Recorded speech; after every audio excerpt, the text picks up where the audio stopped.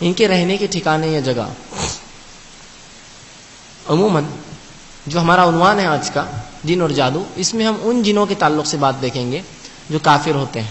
مومنوں کا معاملہ تو ہمارے جیسا ہی رہا، لیکن یہاں جو میں رکھوں گا آپ کے سامنے جو دیگر باتیں، یہ کافروں کے تعلق سے، جن کو ہم شیطان کہتے ہیں. تو جب میں اپنے درس کے بیچ میں شیطان کہوں تو آپ سمجھ لیجئے کافر جن، اور جب جن کہوں تو سمجھ جائیے مومن جن. ٹھیک ہے، ٹھیک ہے. تو یہاں اکثر جو باتیں ہوں گی شیاطین کے تعلق سے ہوں گی، برے جنوں کے تعلق سے ہوں گی. ٹھیک ہے. تو اب ان کے رہنے کے ٹھکانے کیا ہے؟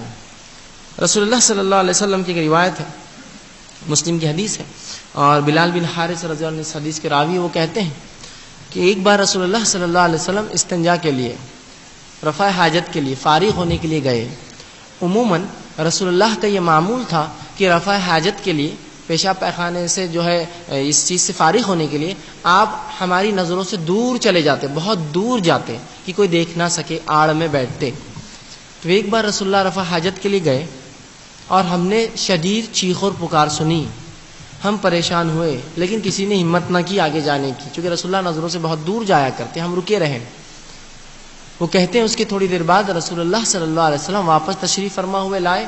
ہم نے کہا اللہ کے رسول ہم تو گھبرا گئے تھے، ہم کو تو ڈر لاحق ہوا کہیں آپ کی جان پر تو کوئی بات نہیں آ گئی تھی.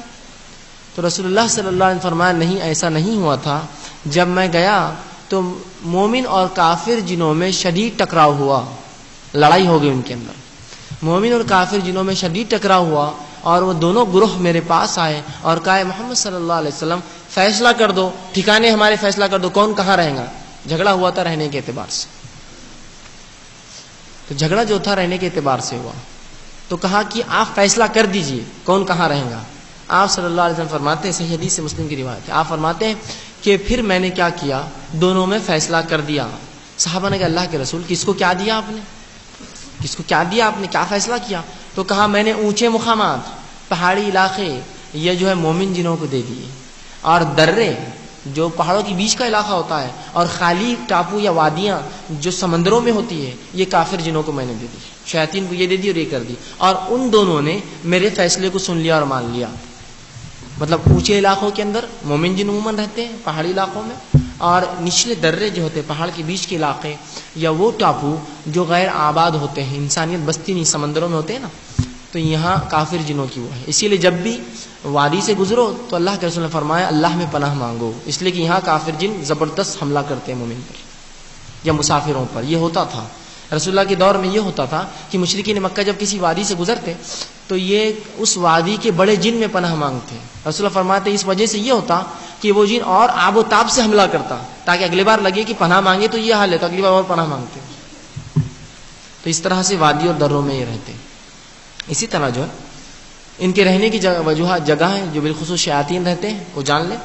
قبرستانوں میں رہتے ہیں، اس لیے قبرستان وہ جگہ ہے جہاں عبادات کا حکم نہیں ہے، یہ وہاں ہوتے ہیں. اسی طرح جو حمام اور پیخانوں میں یہ ہوتے ہیں، بیت الخلاء جس کو ہم کہتے ہیں. اکثر چونکہ انسان یہاں ننگا ہوتا ہے اور عموماً طہارت نہیں ہوتی ہے اس کو، تو یہاں بھی یہ اکثریت پایا جاتا ہے. اسی لیے یہاں رسول اللہ نے کہا جب بھی داخل ہو پناہ مانگو. اسی طرح جو ہے یہ ویران وادیوں میں بستے ہیں، ویران وادیوں میں. تو جب بھی وادیوں میں گزر ہو اللہ میں پناہ مانگے شیطان مردود سے. ویران وادیوں میں رہتے ہیں.